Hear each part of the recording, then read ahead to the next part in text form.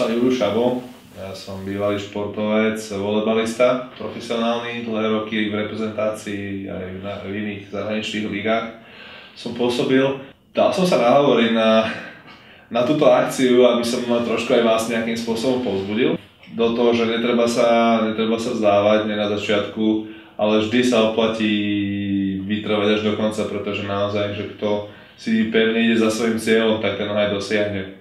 Ako sa to aj mne podarilo, ja som tiež mladý ako vy, a tiež plný ambícií a snažil som sa na to vždy zužitkovať na maximum, robil som preto všetko a tiež sa mi splnil taký úžasný sen, ako v detstve, keď ako mladí sme s kamarátom sa pozerali, boli sme na jednom zápase, kde hrali vlastne slovenský klub z jedným najslavnejších klubov sveta, talianske Sisle Treviso, a keď sme sa na tak pozerali a sme si tak povedali, že aké by to bolo úžasné hrať za nich. Proste slovo dalo slovo a už o rok som letel do toho klubu, takže o tom to je, že človek keď má nejaký ten sen a pevne za ním kráča, tak ho môže dosiahnuť.